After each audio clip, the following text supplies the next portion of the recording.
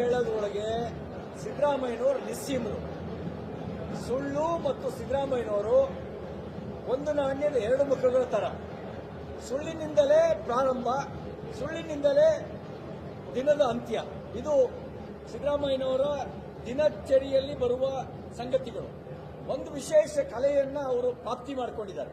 ಅದೇನು ಅಂದ್ರೆ ಸುಳ್ಳನ್ನ ಸತ್ಯದ ತಲೆ ಮೇಲೆ ಹೊಡೆದಂಗೆ ಹೇಳುವ ಕಲೆ. ಹಿಂದೆ PC ಮೋಹನ್ ಅವರು ವಿವರವಾಗಿ ಪತ್ರ ಬರೆದಿದ್ರು.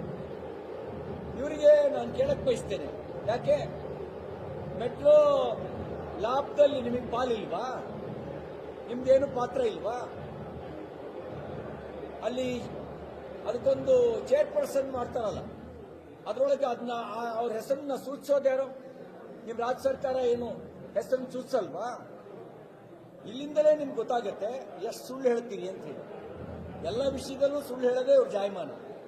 ಭ್ರಷ್ಟರನ್ನ ರಕ್ಷಣೆ ಮಾಡೋದು, ಭ್ರಷ್ಟಾಚಾರವನ್ನು ಪೋಷಣೆ ಮಾಡೋದು, ಸುಳ್ಳು ಹೇಳೋದು, ಇಷ್ಟೇ ಅವ್ರ ಕೆಲಸ. ಸುಳ್ಳು ಹೇಳೋದ್ರೊಳಗೆ ಸಿದ್ದರಾಮಯ್ಯನವರು ನಿಸ್ಸೀಮರು. ಸುಳ್ಳು ಮತ್ತು ಸಿದ್ದರಾಮಯ್ಯನವರು ಒಂದು ನಾಣ್ಯದ ಎರಡು ಮುಖಗಳ ತರ. ಸುಳ್ಳಿನಿಂದಲೇ ಪ್ರಾರಂಭ, ಸುಳ್ಳಿನಿಂದಲೇ ದಿನದ ಅಂತ್ಯ.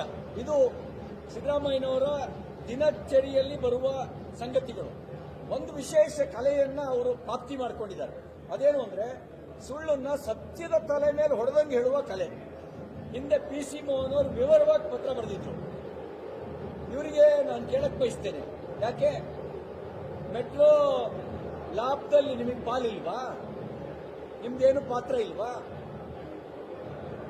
ಅಲ್ಲಿ ಅದಕ್ಕೊಂದು ಚೇರ್ಪರ್ಸನ್ ಮಾಡ್ತಾರಲ್ಲ, ಅದರೊಳಗೆ ಅದನ್ನ ಅವ್ರ ಹೆಸರನ್ನ ಸೂಚಿಸೋದ್ಯಾರು?